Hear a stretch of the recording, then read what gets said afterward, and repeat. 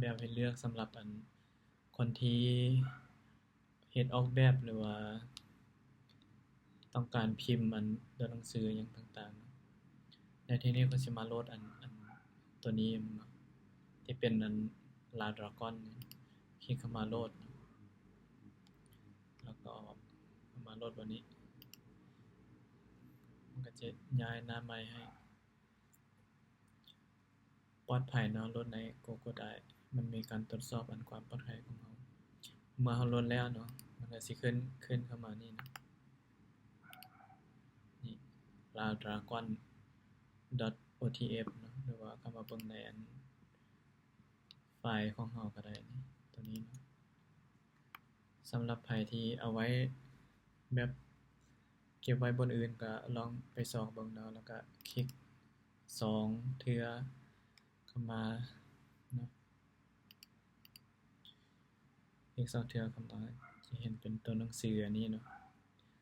Dragon นี้ชื่ออันนี้ให้เราจื่อไว้ดีๆเนาะเพราะเราจะเอาไปเสิร์ชในเอาไปเสิร์ชใน Word เนาะหรือว่าใน Photoshop กดติดตั้งหลังจากนั้นมันก็ติดตั้งแล้วก็ลองซอกเบิ่งลาวนี่เนาะDragon นี่เมื่อมันได้แล้วเนาะเราจะมาเบิ่งในWord คันเราเปิดWord ไว้เนาะมันจะหาบ่เห็นเนาะถึงว่าเราจะพิมพ์ส่ำใดก็ตามมันจะหาบ่เห็นพิมพ์ถูกโตก็ตามเนาะมันจะหาบ่เห็นแนวใดมันก็หาบ่เห็นเห็นบ่เราต้องได้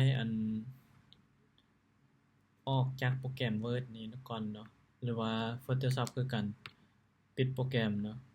ปิดโปรแกรมแล้วก็ค่อยเปิดโปรแกรมเข้าใหม่เนาะปิดให้เบิดเนาะนี่นะกดcommand ถ้าเป็น Mac เนาะนี่แล้วก็กดตัว Q เนาะ command บวกกับแท็บอยู่ใกล้ๆกับQ ในคีย์บอร์ดเนาะเลือกแบบนี้แล้วก็กด Q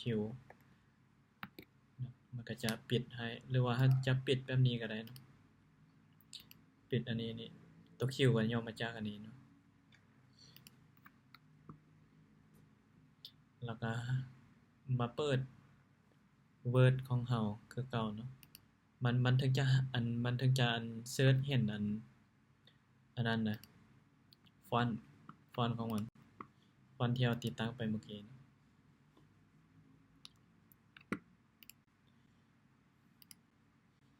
นี่นะ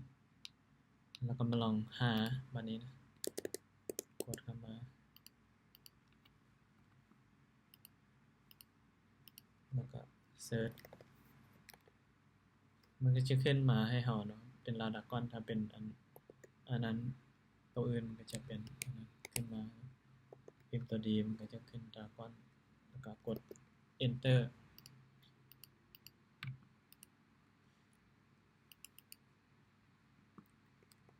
กด enter แล้วก็ลองพิมพ์เนาะพิมพ์เข้าไปเป็นภาษาลาวนี่เนาะเป็นฟอนต์แบบนี้เลย